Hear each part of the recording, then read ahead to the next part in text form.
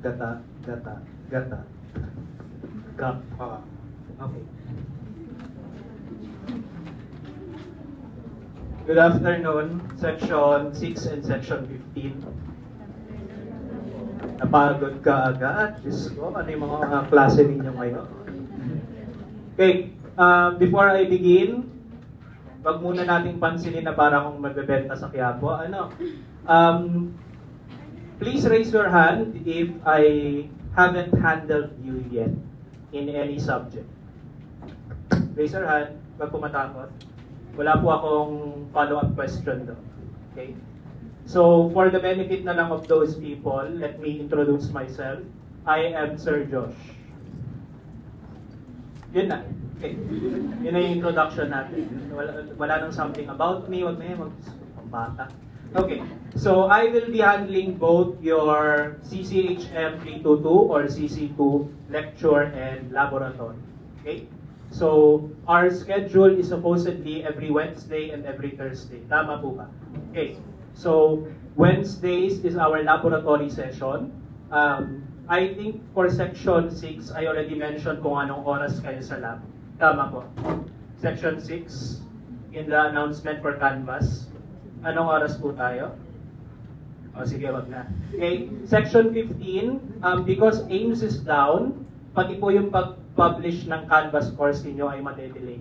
Okay? But not to worry naman, I will just update na lang using the Facebook group yung mga activities po natin. And if you're going to ask kung may mga quiz pa tayo, initially po, ang gagawin kong setup ay ngayong linggo at saka next week, pure discussions lang tayo.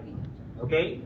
Sa lecture, for the laboratory, we will begin to have already some return demo and also your enzyme determination. So sa lab, medyo tayo, busy. But for lecture, this week and next week, we will be having only discussion.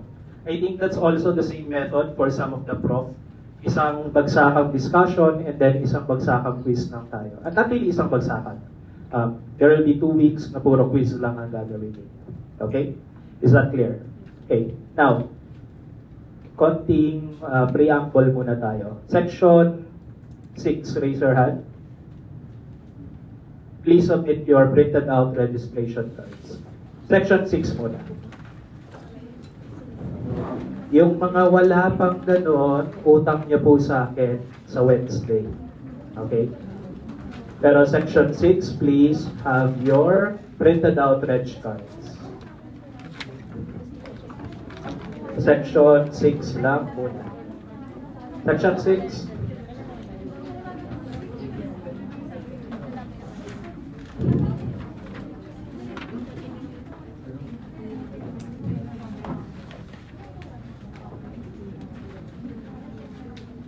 Section 6.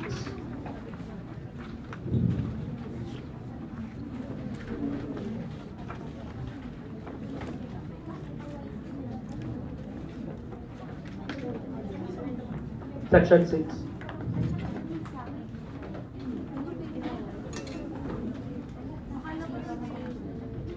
And then Section 15. 15. Wala. Walang may reg card kung Section 15. The rest, utang niyo po sa akin yan come Wednesday. Okay?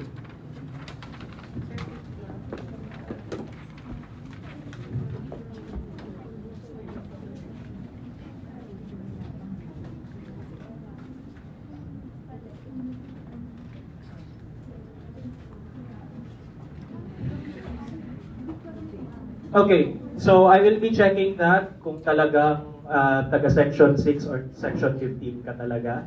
And also if you are really enrolled in this schedule. Otherwise, then I will have to check with the enrollment.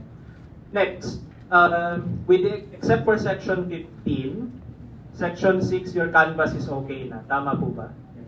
Okay. So siguro ang remedyo ko na lang for section 15 ay I'll post na lang sa Facebook group ng mga initial files natin. I don't care if the second year or first year will get that. Wala na akong pakita. Okay. Ano lang naman yun, coverages, and then yung mga unang PDF ng mga topics po natin. Ayokong gumawa ng Google Classroom tapos saglit ko lang gagamitin. Okay. But for just the information of section 15, ang mga nakapost na po, and then section 6 pa-confirm na lang sa Canvas courses ninyo. Okay? So, what was posted initially are your course orientation, yung PowerPoint ng course orientation. You also have there the coverage of the prelim exam and the prelim practical exam. Tama po? And then, you also have the grades calculator, specifically for CC2. And then, what else? Your group requirements. That was already posted na po. And then, as of this morning, yung PDF po nitong lab safety, and then mamaya, yung enzymology po, are already posted. Yun pala, for the information of section 15. Yun palang open sa Canvas po natin. Okay? Now, what else should I talk about before I start? So, for laboratory requirements, I will be checking them starting next Wednesday. Yesterday, we did not meet because nag-celebrate tayo ng Year of the Snack. Tama po ba? Okay. Kahit di tayo Chinese. Anyway, so next Wednesday, we will be starting with our activities in the lab. Our performance tasks in the lab next week will all be individual. Tayo po ay kukuha ng dugo. At alam ko naman, nakalimutan nyo ng mag-pipette ng maayos. So we will have a return demonstration of pipetting. Sir, ano pong ipapipette natin? Mga NSS po ba? Hindi. Yung mga kinolek ninyong dugo. We're going to separate the serum at tatanggalin nyo po yung serum doon sa tube nang hindi na di-disturb ang clotted blood. Napakasaya. Okay? Because that is actually a common practice in clinical chemistry laboratory in the actual hospital or laboratory setup. Ang saya pala pag nakamay. Pwede akong nakaupo, people at the back, you can hear me. Tama po, oh my God, why did I just discover this now?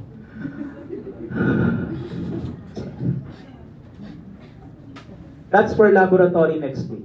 Okay? Individual muna, but for section 6, nakita niyo na po yung groupings ninyo. Tama po ba? Is there anyone from section 6 na hindi pa na-group? Raise your hand. Wala, hindi tinignan, no? Okay. So, section 15, I will be grouping yun na lang din po. Sana din ay maayos na yung Canvas para mas matino. I can generate a class list din eh. If I don't have Canvas, if I don't have aims. Okay? But not to worry, kasi next week na, individual naman yung mga performance tasks po natin. Okay? When it comes to other individual requirements, wala na po akong ipapadala po sa inyo. All your quizzes will be from an answer sheet na kami po ang magbibigay. For the laboratory as well, yung mga individual output ninyo, and then later on, yung mga group output po ninyo ay manggagaling din po sa mga answer sheet na manggagaling din sa amin. We will provide all of those. Kasi may mga individual and lab requirements pa naman kayong iba. Okay? So, ang magiging setup po natin sa lab starting next week is, kaya po ako nagpapa-veripuncture muna para yon ang gagamitin nating unknown for the succeeding experiments. Lalagay lang natin sa ref and then yun yung magiging unknown po natin. Is that clear? Okay? I do not want to waste time every morning na maghintay ng 30 minutes para kumuha lang ng isang sample kada group. Okay? So yun po ang gagawin natin para mabilis po tayo. We have, in the lecture, we have 3 quizzes for the prelim. In the laboratory, we have 3 performance tasks, 1 quiz, and 1 practical exam. Okay? Okay na po tayo. Yung performance task po natin sa lab, 2 po doon individual, 1 of them is group work. Okay. Then the quiz itself. Ang mga quiz po natin, sige, I'll decide na lang ngayon. Ang quiz po natin for lecture ay multiple choice. Ay. Atrevida. Okay. Multiple choice, pen and paper. Okay? Sinuggest sa akin na mag-direct to Canvas daw ako na quiz. Suggestion lang naman yun, hindi naman yun utos. So, ba't ko susundin? Okay? No, because sometimes you might have trouble with your internet connection. So, pen and paper lang po tayo. For the laboratory quiz, pen and paper din po yun. So is the practical exam. But whether or not it's multiple choice or identification, let's cross the bridge when we get there na lang. But for lecture, MCQ tayo, multiple choice questions. May mga clarifications pa ho ba? Okay. In your individual requirements, in your Canvas, sorry again, section 15, nalagay ko na po doon yung coverage for the exam. Am I correct? Nakalagay na din po doon na kalahating items actually ay manggagaling saan? Sa ating libro. Our Old and New Testament for CC2 is Bishop. 9th edition as much as possible. Okay? That means you're supposed to have the book. So let me ask you, section 6 and 15, do you have the book? Okay. Do you legally have the book? No. Okay. Okay lang yan. We are brothers and sisters in crime. Tama po ba? Hindi naman tayo sponsor ng mga publisher. I think the library also has copies of Bishop. So, if you want to improve our performance in the library, sige, maghirap kayo ng libro. Right.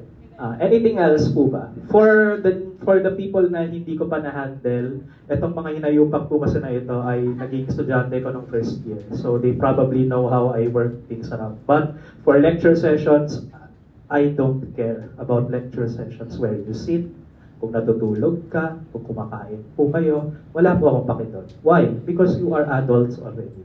You are consenting adults. So everything you do is your choice. Okay? So, sa lab, ibang hayop na po si Sir Josh. Okay? Ayoko ng babagal-bagal sa lab. That's one of my biggest pet peeves. Okay? Ayoko ng babagal-bagal. Ayokong nagpapahintay ako ng estudyante. That's why I try to be on time as much as possible. At ayoko ding naghihintay ako. Okay? So, ganun lang po yan. For the lab. For the lecture, I know you come from, tama, both section 6 and 15, you had a class before me. Yes, okay? Siguro magkaibang subject lang, tama po ba? Okay, but otherwise, yeah, I'll understand if you went to have your little lunch break muna before that. Okay?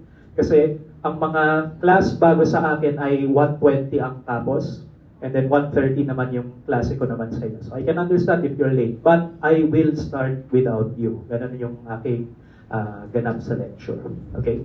Absences, let me just repeat. If you are absent for any activity, ano po ang i-represent po kay Sir Josh? The excuse slip. Okay? I don't want to see your medical certificate. I don't want to see all of that. Yung excuse slip na lang po. And then just a reminder, because most of you have multiple subjects today, pag kayo ay umabsent sa araw po na yon, what does that mean? You have a lot of professors to show that excuse slip. Photocopy niyo siya. Okay? Pag nakuha nyo na, Pag nakuha nyo na. Kasi we might ask copies of that. That's what I do. I'll attach your excuse slip sa answer sheet ninyo para hindi nyo mawala. Okay? So you can present it to all your profs. Is that clear? Okay. May tanong po ba so far? Wala na. Sige, let's start. We're going to talk about lab safety today. So hindi ko kailangan taasan yung boses kung saya. So, we're going to talk about the vision, mission, and objectives of our school. Kasi, in case you don't know, maybe there are some of you already know na nag-update na tayo ng mga vision and mission. Akalain ko, the first thing that I have to edit in my PowerPoint is not the new updates in lab safety, pero a vision, mission ng school. Ayan, no? Core values na po natin ay RISE. Oh my God. Okay. Akalain ko. What the hell? Okay. Kala ko nagbago na yung mga temperature ng storage. Core values pala. So, para hindi lang po only yung RISE tower natin siguro, no, may isa pang RISE na acronym. Okay? So, for the benefit of everyone, I guess, ito na yung bagong core values. So, R stands for respect. Now again, you are adults, so I'm only expecting a minimum amount of respect from you. And when I say minimum amount, let's just be professional na lang. Yun na lang ihihingi natin. We come to school on time as best as we can. And then, kapag klase na po, let us try not to be a distraction. Okay? Pwedeng matulog, wag lang humilik. Okay? Pwedeng kumain, wag lang malakas ang pagmuya. Okay? Kasi that's already disrespect. Okay? Let's just be professional. I mean, wala na pong magbabago sa mga asal natin eh. We're already adults na. Adult learning, PSTM 221. Mahirap baguhin ang attitude ng mga adults. Correct? Correct. Okay, pag jablo ka na ngayon, jablo ka na forever. Hindi ka na bata para pwedeng pagalitan. Okay? So, at kung anghel ka naman ngayon, okay? Anghel ka naman palagi. Okay? Asa. Okay? Next, integrity. Let us try to practice this. We will pass or fail CC2 on our own. Okay? Without the help of others. Okay? We let it be through our own efforts, whatever the outcome is. And then service. I am going to be of service to you. Yeah. And you should be of service to me. Now, let me be clear na lang po. I have a mistress. Ako po ay sa Lawahan ngayon. Monday and Tuesday, ako po ay wala dito. I am serving, kasi nga service, di ba? I am serving in the Laguna campus, Monday and Tuesday. Wednesdays to Saturdays po ako dito. So, utang na loob. Ang mga problema ninyong taga Valenzuela, sa araw po ng Valenzuela niyo sana ibanggit sa akin. Okay? Then yung blood bank ko sa Laguna ay Monday and Tuesday lang sana yung mga problema naman nila. Na sinusundan naman ng mga bata ko doon. So, wala nag-i-email sa akin. Okay? So, ganun po sana. Let's compartmentalize everything. Okay? Next, excellence. Kung ano man yun. Okay? So, these are the core values of your graduates. Achiever ka ba dapat? Blah, blah, blah. Next. So, for the benefit of the transferees then, may mga terminologies tayo dito. So, when we say program, that is what you would call the course. So, what is your program? Medical Laboratory Science. And then, the term course here is what you would call your subjects. Okay? So, what courses do you have in your program? You'll say CC2, histopathology. Okay?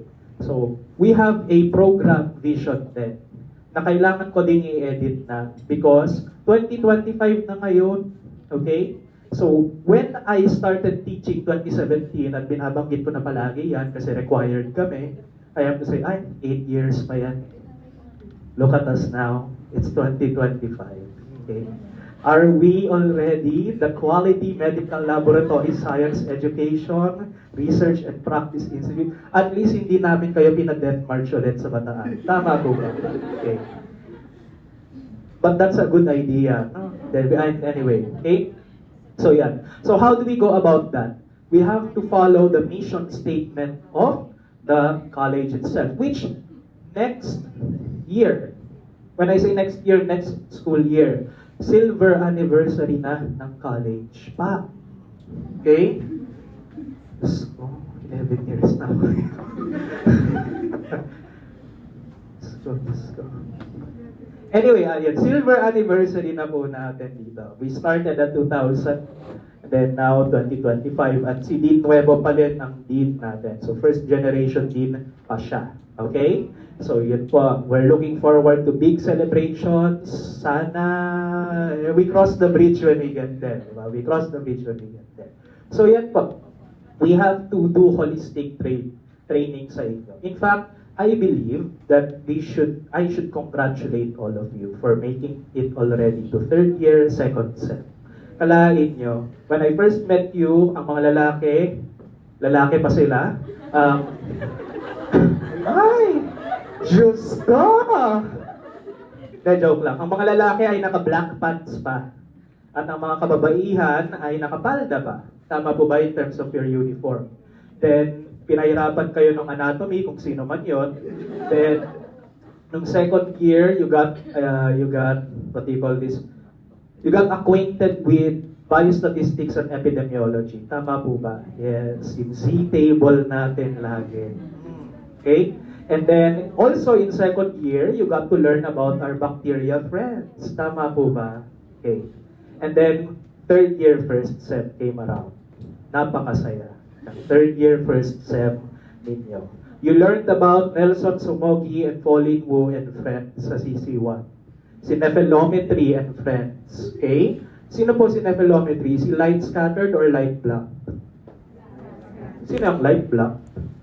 Turbidimetry. Okay? Then we also met si anemia and leukemia and friends sa Himawan. Tama po ba? Then you dealt with all the shit ng para. Okay?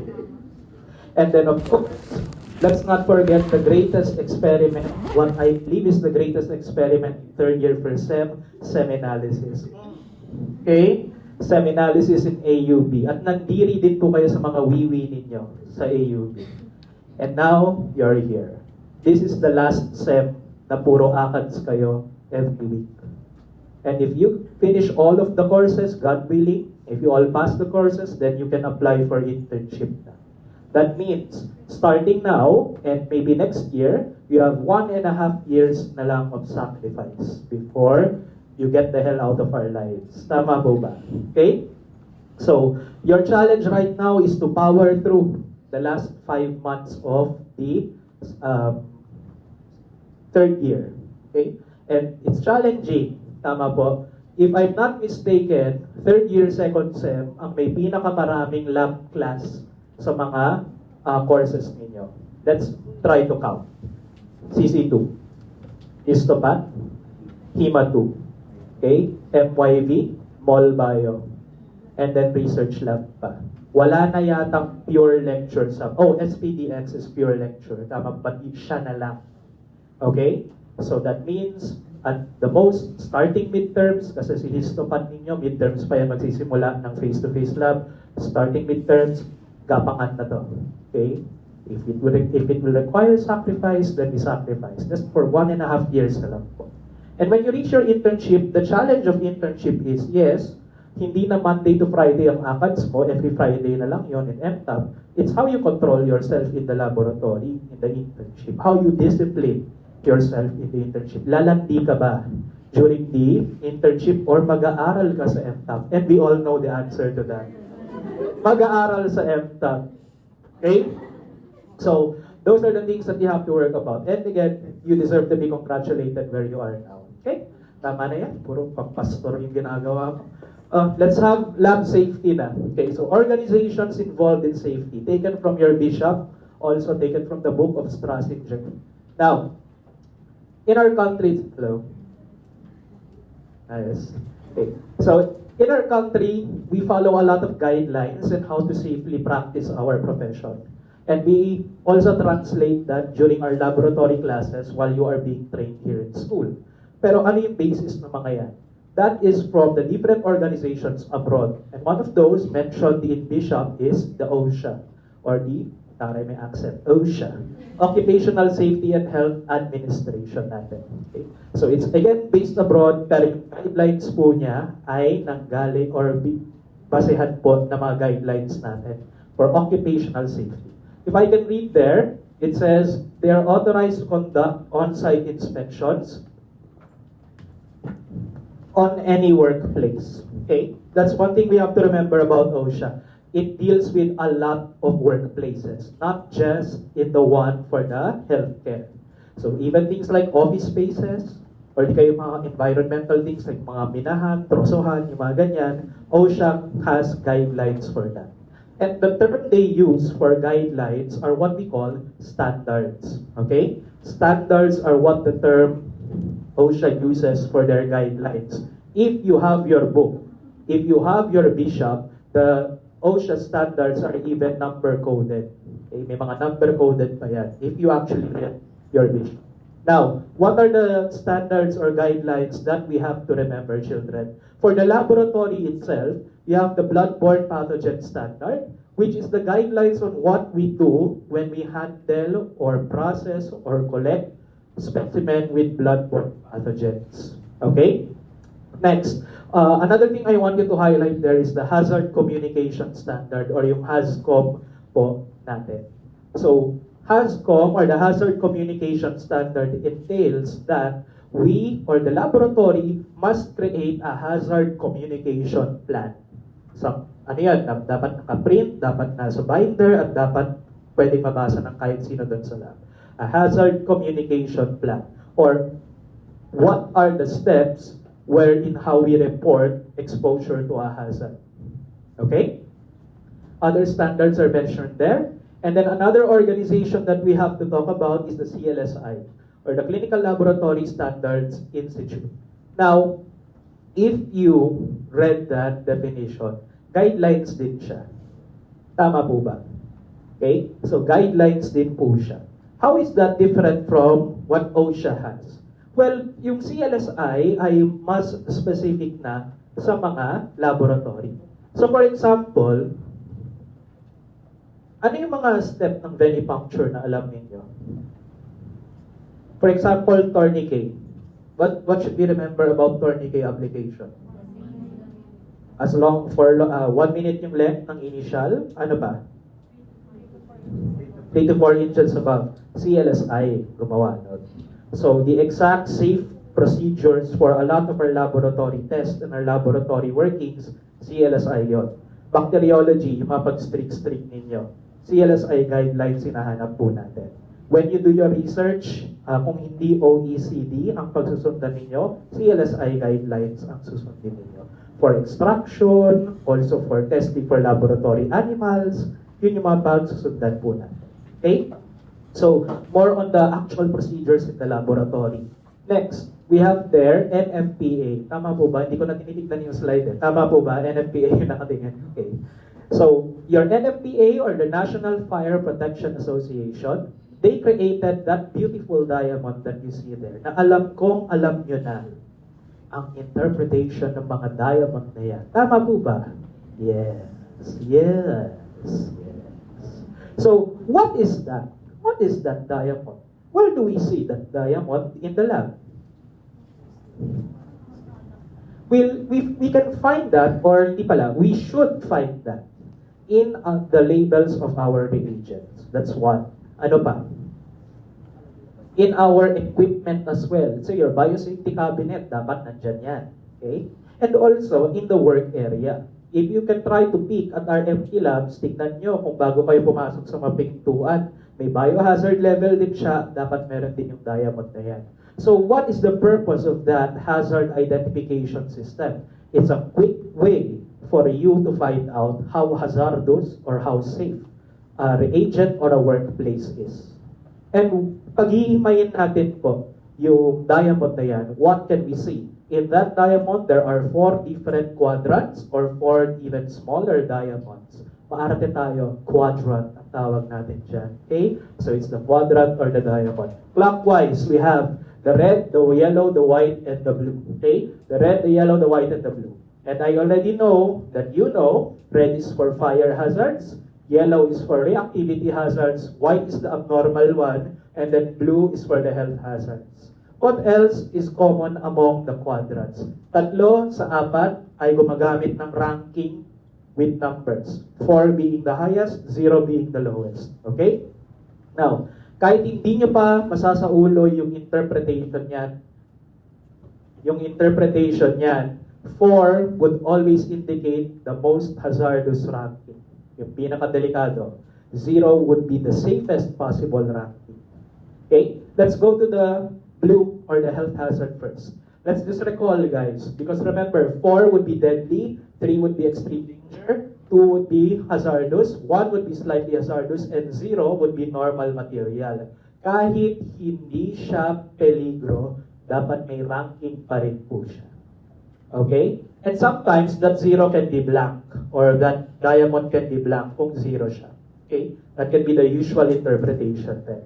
What about the red one? The red one is for fire hazards, children.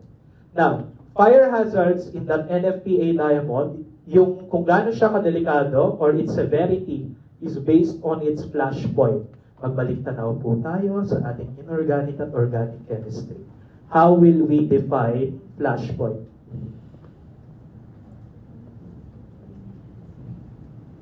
Shit, ano ba to? Akala ko makikinig lang ako. Tanong-tanong po itong katabang to. Ano ba? What is flash point, children? Go, shout it. Yes, it's a temperature at which? Point at which energy is prompted to release heat and light. to release heat and light. It's the temperature at which a liquid will turn into vapors that can be ignited. Okay? So yun po ang ating flash point. The temperature at which the liquid will become evaporated at kaya po siyang masilap or masilaban. So that means the lower the flash point, mas delikado po siya as a fire hazard. That's why the number 4 there in the red quadrant indicates that the reagent has a flash point of below 73 degrees Fahrenheit.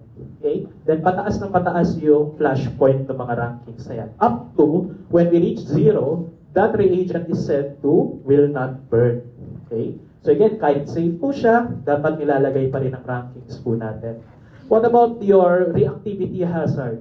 So, wala silang set severity dyan. So it just shows how reactive the reagent is. If halimbawa, iniwan lang natin siya as is. No? We exposed it to air and all of that. So 4 would mean may deteriorate. So if you take it out of its storage and just leave it as is, it can immediately deteriorate na. Okay? You have their shock and heat may deteriorate na. So if you electrocute or if you induce flame to that thing, it will already deteriorate. And then violent chemical change, hindi po ibig sabihin sasabog yun. But there will already be an instant chemical reaction that will happen there. Then followed by unstable if heated and number 0 stable. Let's go to the white diamond, yung abnormal. Kasi hindi siya number ranking. Okay? What do we call the hazards in the white diamond? We call those the specific hazards. So they are not going to be ranked by number, otherwise they use abbreviation or symbols. This type of ranking can also remain blank kung wala ng ibang specific hazard po siya. Okay? So there are some wherein you don't have to put water, there are some that are extremely acidic or alkaline. So again, even without memorizing that, if you see higher valued numbers, 4, 3, 4, nakita natin, it already tells you how dangerous that reagent is. So maybe, kailangan nating mag-PPE. Or maybe, buksan natin lang to sa fume hood. Diba? So that can already tell you how dangerous or safe the reagent is without even reading more of its contents. It's a very quick identification system. Next, you have there your CDC. Okay? CDC, Center for Disease Control and Prevention. Ano ang contribution nila for safety? This time, safety precautions po nating mga healthcare workers. They created the proper approach we should take when dealing with patients. Okay? So what do we have there? Universal precautions, standard precautions, and the body substance isolation guidelines. Ano muna ang common denominator nilang tatlo? How to approach the patient, in what way? All of those three tell us na treat the patient as if infected na siya. Okay? Whether it's any of those three. You treat the patient as if he or she is already infected with blood-borne pathogens. Like your HPV, HIV. Okay? Ano pinagkaiba na lang nila? The first one made was the universal precautions. Okay? So the universal precautions state, ganyan nga, treat the patient as if he or she is infected with the blood-borne pathogens. But this time, mag-ingat lang daw tayo kapag yung blood or yung contaminated with blood ang mga hinahandle natin. Okay? And not just any contaminated with blood. Dapat visibly contaminated with blood. Doon ka daw bigay ingat. You wear your gloves, you wear your mask, and so on. They did not say anything, or these did not say anything about urine. These did not say anything about fluids that are not visibly contaminated with blood. And wala din po silang binanggit about tissue specimen. Okay? Blood and fluids contaminated with blood lang daw tayo mag-ingat. Which is wrong. In your AUB, you dealt with something called occult blood. Tama po ba? Umawa na lang. Yes. Okay? So, we know that specimens can be contaminated with blood that don't look visible. There can be very, very small amounts of red blood cell in your specimen na dapat mag-ingat din po tayo. That's why the body substance isolation guidelines were made 6 months after the universal precaution. So, with that, Sinabi doon sa BSI, sige, lahat na lang ng specimen na galing sa taong yon, we treat that as infected. All the kinds of fluids na. And they also included what? The moist body substances. Ano ibig sabihin nun? The tissue. The tissue specimens, the organs that come out, treat them as if they are infectious na rin. But of course, they do not recommend hand washing and removal of the gloves. Kaya, in 1996, the standard precautions were made. They took the best of both worlds and then in-expound pa nila. Hindi lang po sa pagkuha ng specimen, also how to treat things like yung bedding or yung linen ng patient, environmental control, and of course, PPE and hand washing guidelines. Nilagay na din po nila dyan sa ating standard precautions. So, all of what I'm going to show you now are guidelines based on that standard precautions. Pag tinanong po tayo, what is the more correct term? Are we following universal or standard precautions? Standard. Siya yung mas bago eh. Kahit 1996 na siya. So, hand washing, utang na loob. You already know when and where to use your hand washing. Tama po ba? Which is basically all the time. Correct? I have a question, class. Let's see if we can remember all the lab safety lectures. Kasi paulit-ulit na tong lab safety na to. Tama po ba? When should we use alcohol-based sanitizers? Okay, the obvious answer is if there are no hand washing facilities. Tama po ba? Another reason to use your alcohol-based sanitizers. If the hands are not visible or visibly soiled. Tama po ba? Yes. Okay. But as best as possible, we use the hand washing. We use the hand washing facilities. We use the soap and water. If I am already wearing gloves, do I still need to do the hand washing after I remove my gloves? Yes. Okay.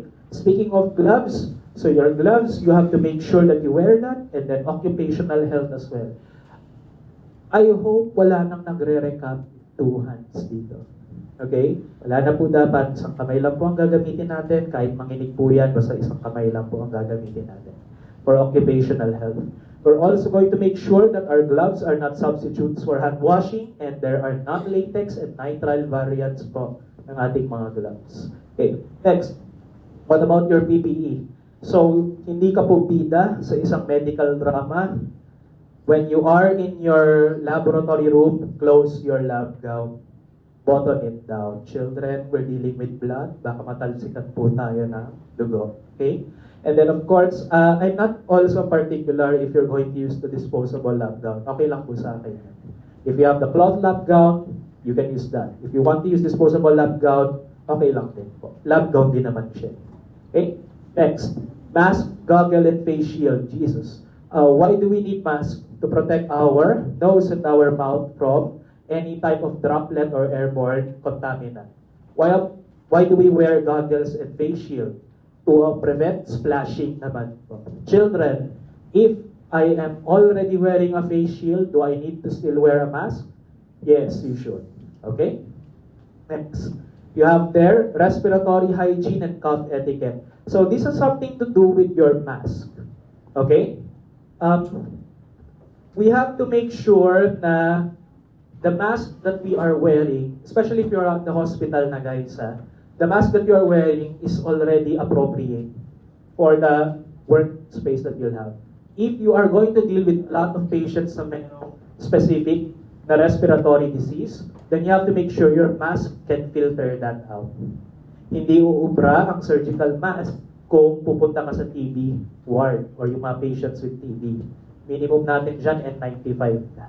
Okay? So, the amount of filtration that your mask should do should be appropriate. Then of course, cough etiquette. Paano po tayo umubo sa harapan ng pasyente? And we should also instruct our patients for that sort of cough etiquette as well. Para hindi tayo makapag-spread ng droplet or airborne contact. Speaking of, let's now talk about hazards na. Okay? Children, you already know those hazards listed there. Tama po ba? Oo na lang po tayo. Oo na lang. Okay, very good.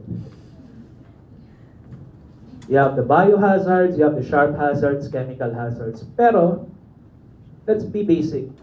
How will you define what a hazard is?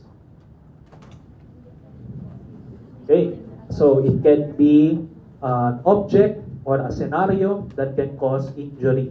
Okay, what is a risk? How will we define risk?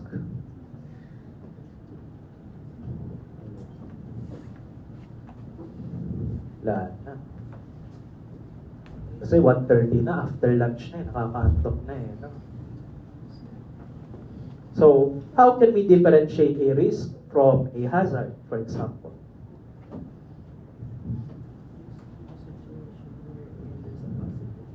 Possibility. So, risk is what? The likelihood of exposure to the hazard. Okay? So, risk is the likelihood of exposure to the hazard. Well, hazard is the object or the scenario that can cause harm. Okay? So, ang isang petri dish na may Pseudomonas aeruginosa, is that a hazard or a risk? Hazard. Okay? Biochemical testing of Pseudomonas without PPE, is that a hazard or a risk? It's a risk. Okay? So there are risks and then there are hazards. Risk is the likelihood of exposure, and then hazard is the actual thing that can cause harm. Okay?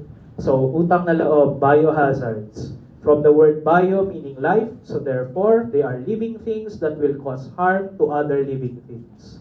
And in the context of the healthcare setting, ano ang common source ng biohazards po natin? The microorganisms. The 4 microorganisms, the bacteria na naging kaibigan nyo ng second year, the parasite from third year first sem, and now, tandem po ang fungi tsaka viruses po ninyo this semester. Sino po ang MYB lecture ninyo? I wish you all the best. Okay. So, they are the microorganisms that can cause harm when they infect another organism as well. And in our workplace or in the laboratory setting, what is the source of the biohazard? Saan nanggagaling yung mga microorganism na yan sa laboratory natin? From the specimen na nakuha natin doon sa pasyente. Therefore, can we consider the patient himself, herself, as a biohazard? Yes. Okay, we're treating them like they're sick nga with the standard precautions. So, we already know that for an infectious agent to successfully infect another host, the chain of infection must be completed. And what are the links to the chain of infection? We already know one of them, the infectious agent, one of the microorganisms. Next, we have the reservoir. How can we define what a reservoir is? It is whether it is both, hindi pala both, it is either a living or non-living thing that is where the microorganism can multiply and live. Tama po ba? Pwedeng living, pwedeng non-living thing. Let's look at the definition naman of a susceptible host. A susceptible host is where, yes, nai-infect nga siya ng microorganism, pero the microorganism can also multiply and live. Tama po? So what differentiates a host or a susceptible host from a reservoir?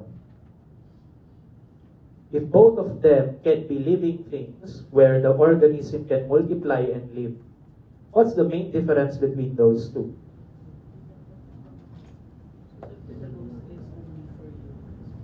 There can be animal susceptible hosts din po. Okay.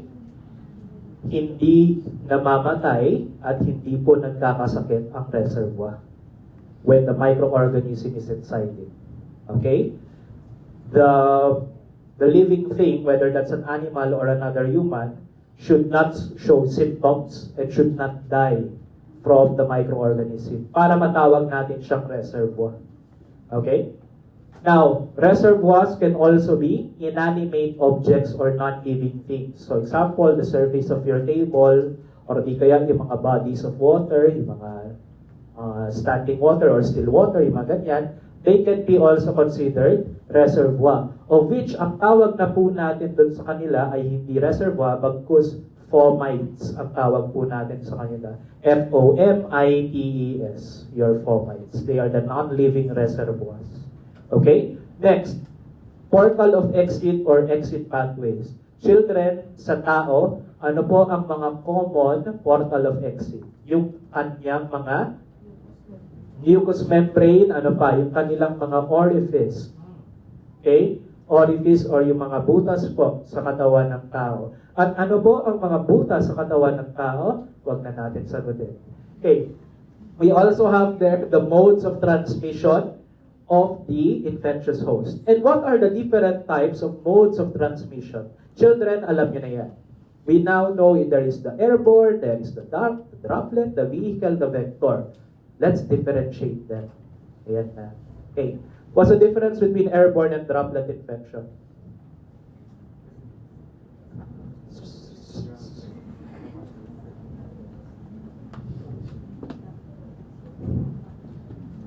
What's the difference?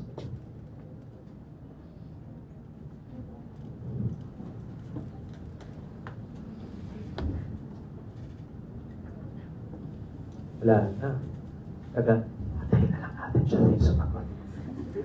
Susulat na lang tayo. Okay. Ang isang mikrobyo will be transmitted via airborne if what? If it can remain suspended in the air. Okay? For prolonged periods of time. Now, a microorganism will be transmitted via droplet if pag binahing at umubo po yung host, it immediately falls to surfaces. Okay? So that's the main difference between the two. Not the type of microorganism. Kasi mayroon pong bacteria na airborne, merong mga bacteria na droplet, meron ding virus na droplet, at may virus din po na airborne. What can determine if a microorganism can be airborne or droplet? Yung laki niya. If it is small enough to remain suspended in the air, then it primarily is going to be transmitted via airborne transmission. Pero kapag dense or malaki po siya, at pag binahing or umubo, babagsak siya kaagad sa surface, then that is a droplet transmission. Kaya tayo may social distancing when the pandemic hit. Because the initial thought was, ang COVID, yung virus, is transmitted via droplet.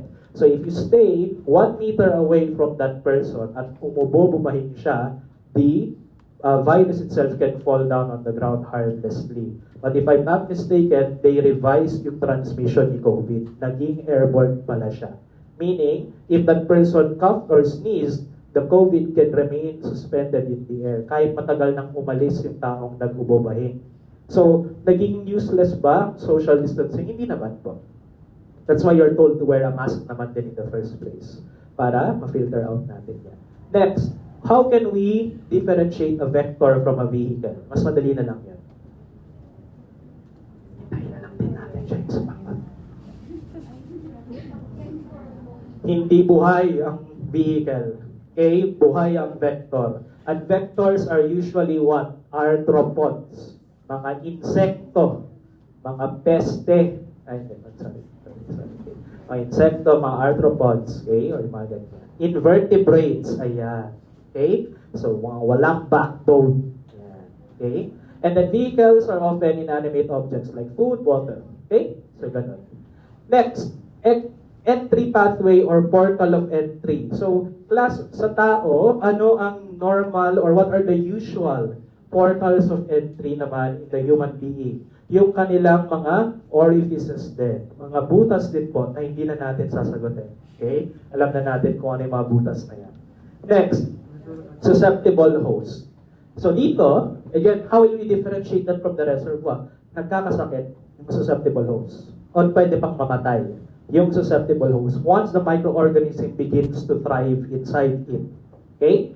But bakit siya naging susceptible in the first place? Siya ay immunocompromised. Which means, you can either belong to one of the two age groups, yung matanda or bata. Or kung adult ka naman, you are already sick. Okay? You are more prone to be infected. Picture ng chain of infection. Walang babanggitin doon. Now, let's also talk about the nosocomial, otherwise we call it healthcare-acquired infections. Let's also talk about the healthcare-acquired infections. So, how can we differentiate your healthcare-acquired infections? So, if we read the definition there, infection acquired by a patient during his or her hospital stay. kwentuhan natin kung paano nangyari yon. So it should be as follows. We have to define kasi kung naging nosocomial ang infection ng isang patient, because if it is confirmed na nosocomial siya, then that means there's something wrong with the hospital facilities. Kasi ibig sabihin nun marumi. Hindi nalinis, hindi na decontaminate ng maayos. Kaya we're kind of touchy there. We have to find out how that patient got the disease. So how can we confirm if it's a nosocomial infection? Patient, prior to entering the hospital, has no symptoms of that disease. Noong pumasok at nung na-confine siya, doon lang siya nagkaroon ng symptoms at doon siya nagkasakit. That's one thing. Pangalawa, the patient entered the hospital with symptoms of one disease, and then during his or her stay, nagkasakit pa siya unrelated to yung sakit na meron siya prior. That's already telling na nosocomial siya. Okay? But there can be an instance kasi na halimbawa, ang sakit ng pasyenteng yun ay nasa incubation stage pa lang, na lumitaw lang during his or her hospital stay. That cannot be a nosocomial infection. So, kaya pag ganyan, iniimbestigahan talaga yan. Okay? To find out if the infection was actually exacerbated by yung stay ng taong yun sa hospital. Because otherwise, again, that would mean a lot of things pag na-confirm natin. Next, children sharps hazards. In our workplace, ano ang source ng sharps hazard po natin? They use needles or even the broken glassware. Okay? And because of what they are broken glassware and they are used needles, can we also classify them as biohazard? Can be. Tama? We can. Especially if they are used na. Okay? If that glassware is where you put the blood or the urine, and if that needle was already used to extract blood, kahit nag-fail ka ng extraction, we already considered that a biohazard already. That's why, ang biohazard symbol ay usually nasa sharps container din. Nag-change slide na. Ayun, okay. So, kaya din siya mayroong biohazard symbol. But what is the color coding of our sharps container? Utang na loob, red. Okay? That's the sharps container. But whether or not it's the color or kung may biohazard symbol po siya, what should be the most important property of the sharps container? Utang na loob, puncture-proof dapat po siya. More than anything. Okay? Next. Chemicals or yung chemical hazards. We are a profession that is more exposed to chemicals than the other allied health ones. The nurses, the PT, and so on. Kasi we use a lot of reagents. Tama ba? Okay, so we should know what the first aid measures lagi if we are exposed to chemicals in our mucous membrane, in our exposed skin. At ano po ang first aid measure? What does Bishop say? You wash the area with copious amounts of water. Okay? Copious is marami in Maarte. Okay? So copious amounts of water for up to 15 minutes and then hingi ka na po ng further first aid. You will not put another chemical in the area of your body where a chemical reaction is already happening. Okay? You use the universal solvent as much as possible. And we hope and pray to God na mayroong safety shower yung laboratories po natin. Safety shower and eye wash station. Is that clear? Okay. Next. Tinatanong sa board, so kailangan kong banggitin. What are the specifications of the safety shower? How many gallons ang kaya niyang ma-disperse per minute? 30 to 50. May pressure po ba yung tubig na yon? Yes. What is the PSI? So, mayroong pressure po siya so that any particulates that might have stuck to your skin or to your surface of your body, matatanggal po. That's the initial thing you want to do. Next, ang hindi natin nabanggit dyan, what is the distance of your safety shower?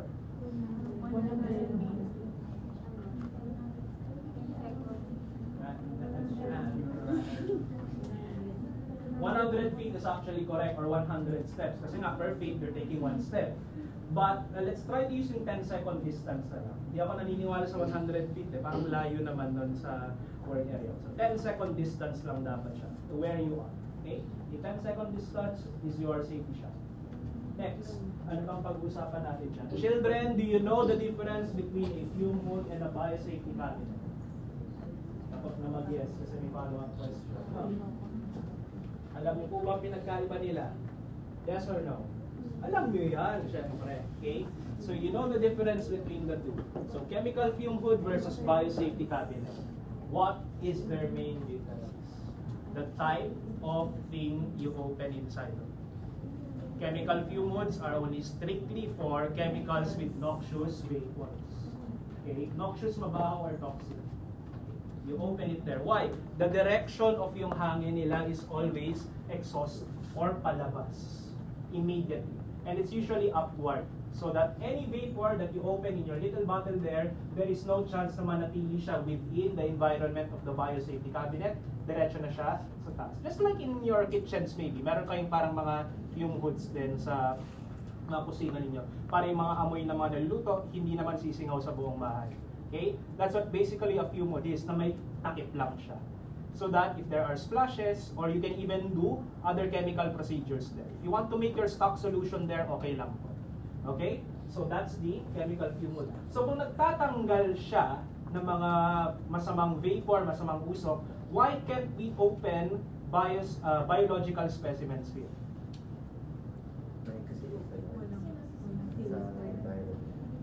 May filter naman to eh. May HEPA filter din naman to. Yung sa 207 natin, hindi naman kaagad sa quadrangle yung mga acetic acid na sinulog nyo dyan eh. Pinilter din naman yon. Kasi kung hindi, patay na sana si Manang Marley, di ba? Sayang.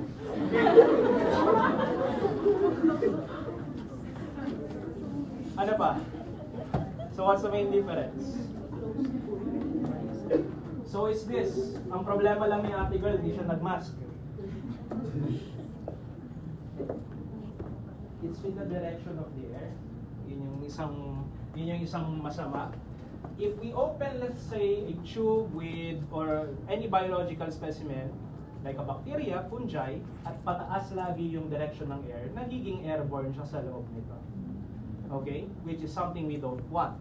And it might contaminate your other biological specimens.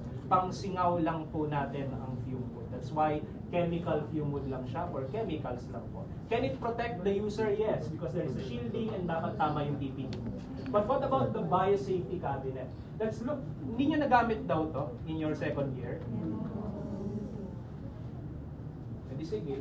Okay, so if we actually look at the direction of airflow, hindi siya parang sa fume hood natin kanina na pataas. What if you notice? There's actually a downward or a negative flow of air there.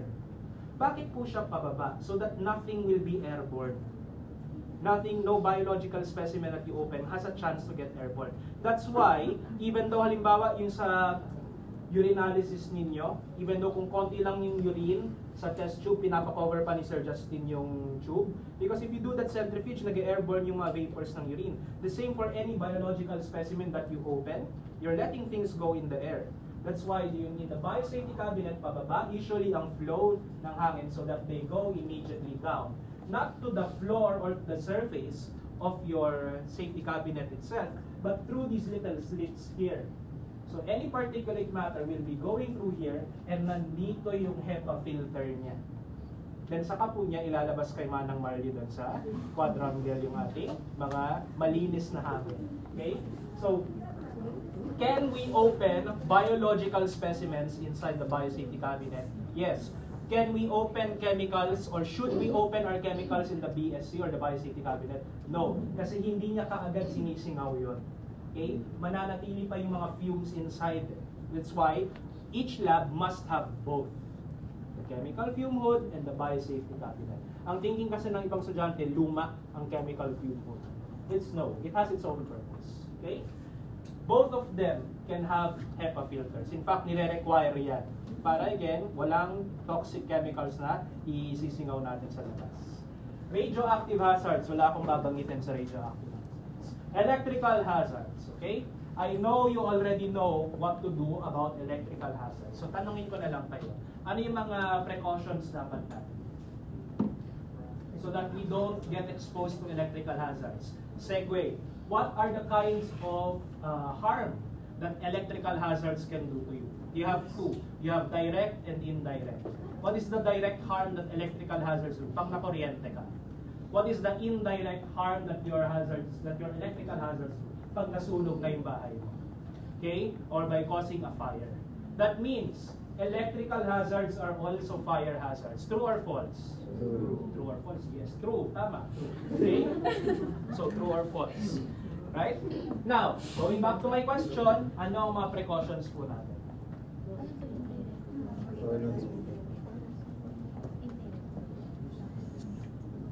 Pati ba naman yan? Nakalimutan nyo na. Anong mga kailangan sa mga appliance? Ano dapat? Sa mga plug, ano dapat? 3-pronged. Okay? So, tatlo dapat yung prongs niya. So, dapat it has this third little prong here. Okay? All our devices in the lab, as much as possible, they should have 3 prongs. Why? This extra prong can gain or gather excess electrical current na nandito sa dalawang to. Merong ibang mga tao kasi na KUPAL, tinatanggal pa nila to para lang maka-fit doon sa mga outlets nila. Okay? Which is wrong. If it's 3-prong, utang na loob, kano lang ang adapter. Kung may pangbili ka ng gamit mo, may pangbili ka siguro ng adapter. You put your adapter there. And the adapter is an extra level of safety there. Okay? So make sure you plug it properly. Next. What about the voltage of your outlets? Should we watch out for the voltage of our outlets? Yes. Ako na lang sasagot ha? Yes. So, we check for the appropriate voltages. And what should we do if our hands are wet? We should touch the, no. We should not touch the electrical equipment. Okay? And we do not overload our extension cords. Fire hazards, children. So, in fire hazards, there are 2 classifications I want you to familiarize yourselves with. Pero batikan na kayo dyan. Yung classification ng hazard mismo, and then yung classification ng fire extinguisher na ginagamit laban doon. And what are the classification of fire hazards, children? A, B, C, D, K, based on the table from Strassinger. Okay? So, I have your A, B, C, D, K. Class A fire hazards are what we call the flammable solid, like wood, paper, and clothing. Okay? What about the class B? Do not say flammable liquid. They are the flammable organic chemicals. Why? Class K are also flammable liquids. So to make it more specific, your class B are your flammable organic chemicals. Okay? The alcohols, the aldehydes, the ketones. Okay? Next. What about your class C? Class C fire hazards are for electrical fires. Okay? So your electrical appliances, your electrical equipment, they are your class C fires. And then what about your class D? They are your combustible metals. Children, give me an example of a combustible metal that you use in the laboratory. Tandaan po natin that in the periodic table of elements, sodium, potassium, calcium, magnesium are considered metals. Okay? So if you have reagents like your, for example, you have a powdered calcium there or your copper sulfate, mga ganyan, they are considered your flammable metals. They're considered metals. So they belong to the class B. Okay? Next, you have there your class K. K for kusina or kitchen fires. So yun po yung mga organic chemicals primarily used in the kitchen setups. The cooking oils, the cooking fats, and so on. Okay? May hindi pa po tayo nabanggit na class dyan. E. E for what? Explosive. Military weapons po ang mga class E na fire hazards po. Okay? So you have your class E. So yung binanggit po natin ay yung classification of the fire hazard itself. Ano pa yung isang classification na kailangan natin maaral? Yung type of fire extinguisher. So class A is pressurized water, class B is your carbon dioxide, class C is your halon, class ABC is your dry chemical. Okay? So again, class A is your pressurized water, class B is your carbon dioxide, C is your halon, and then your ABC is your dry chemical. That is why, among the fire extinguisher types, ang pinaka, what should I say, efficient is the class ABC. Kasi tatlong uri na siya ng fire extinguisher in one. So it can deal with flammable solid, it can deal with flammable organic chemicals, and it can deal with electrical fires. Kaya sa tatlong magkakaiba ang bilid mo, ito na lang. Next, what is the fire extinguisher for combustible metals? Wala, you use your sand. Kaya hanggang ngayon, may graba pa tayo dyan sa loob ng laboratory natin. You have that bucket of sand for your flammable metals. And for your grease, oils, and fats, you have your class K. Okay? Ano ang hindi natin nabanggitan na fire extinguisher na class? Yung class E.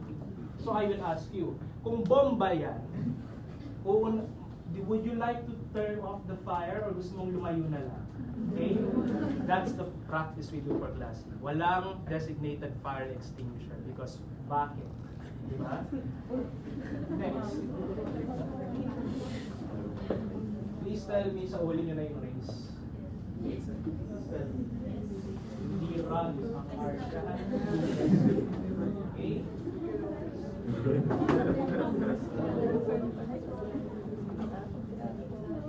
Please tell me, sa ulo nyo na din ang ibig sabihin ng class. Please, Lord. Okay. Physical hazards. Now, the physical hazards here are the ones described in Bishop, but when we look or himayin natin yung physical hazards, ang sharps ay uri ng physical hazard. Tama po. Yes. Okay, because it causes physical injury. Right? There's also something that might have been mentioned sa inyo, ergonomic hazards. Narinig na po yun previously? Okay, what are ergonomic hazards? They are physical hazards po, sir. Tama, di ba? That have something to do with the posture, right? The posture and your positioning and all of that. Okay? So sige, mag-hazard identification tayo. Okay. Mag-hazard identification tayo. Yung table kong yan, my wooden table, what type of hazard is it? It's a physical. Ano pa? It's a fire hazard. It's a class A pa. Tama po. Okay. Now, if I sit on the table, what hazard am I having?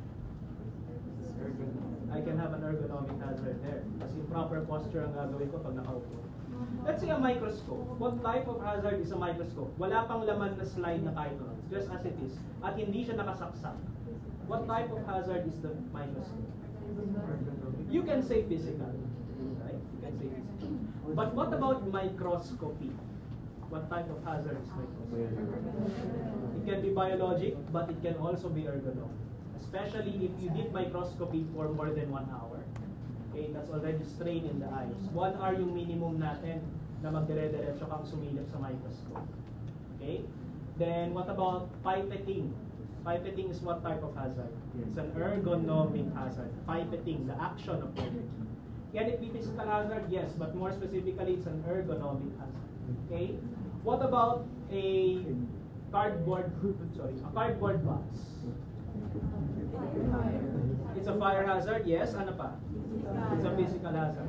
If I lift my cardboard box, it's an ergonomic. Kasi I have to take note of my posture. If I do your lifting of your physical hazards. Jesus Christ. Guidelines for spills. Children, all of those listed are correct steps in your spill. Whether it's a biological spill like dugo or urine, or it's a chemical spill. However, I will ask you, among those steps, what is the first thing you should do? Alert others of your mistake. Yes, alert others. Hindi, kaya nag-spill kasi ikaw din naman may kasalanan. Joke. Alert others that there is a spill. If you found a spilled area, you alert others na meron. Okay? Next. Cleaning reagents. We all know the 10% bleach, tama po? We all know the Lysol and the alcohol solution. Okay? Correct? But let us remember, magbalik tanaw po tayo sa iba pang mga lab safety lectures po ninyo. Why do we have to use 10% bleach? Because that is the ideal solution na hindi masyadong concentrated, madaling ma-mass produce, at kaya po niyang i-inactivate sina hepatitis B at HIV sa dugo. Pag binabad natin for how long? Bishop says 20 minutes, but what else should you know? What other times do you know that is mentioned here? We can do for 10 minutes. Tama po ba? Yes. Okay. Why? You have to make sure nakababad yung blood drop na yan or that blood spill so that mapatay niya or ma-inactivate niya yung virion, the HIV and the hepatitis B. In the first place pala, pag mayroong patak ng dugo sa table nyo, how long can that hepatitis B and that HIV remain infective? In the drop of blood in your cervix. Sabihin natin hindi natin na linis, no? We left there to dry. We know that that hepatitis B and that HIV can still be active, but for how long?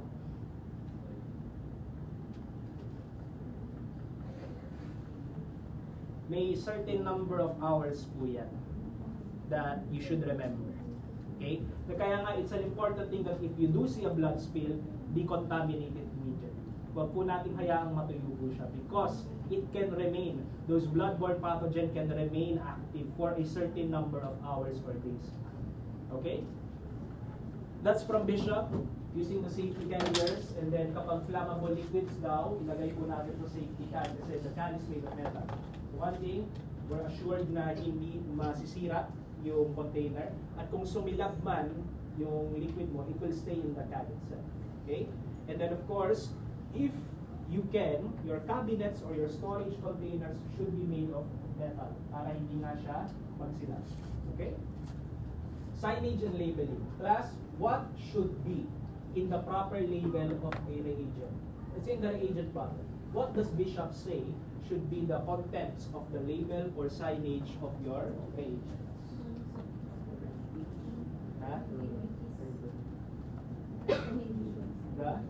Their activity. Yung diamond natin kanina, dapat ba nakatapal doon? Yes. Okay? Ano pa? The specific type of hazard it is. So, dyan lalabas yung mga symbol ninyo. Pag environmental hazard siya, di ba, yung puno na patay na, yung isang patay na.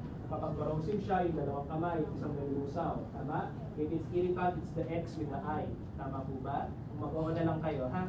Pag toxic, it's the skull and the crossbones. Tama? If it's biohazard, it's the trefoil. Yung tatlong chain of infection. That kind of symbol should also be placed. Ano pa ang dapat nasa signage and labeling ng reagent? Expiration date. Ano pa? Storage information. Yes, ano pa? Manufacturers, name and contact information. Okay? Lahat ng nasa SDS dapat nasa label din po ng ating reagents. Okay?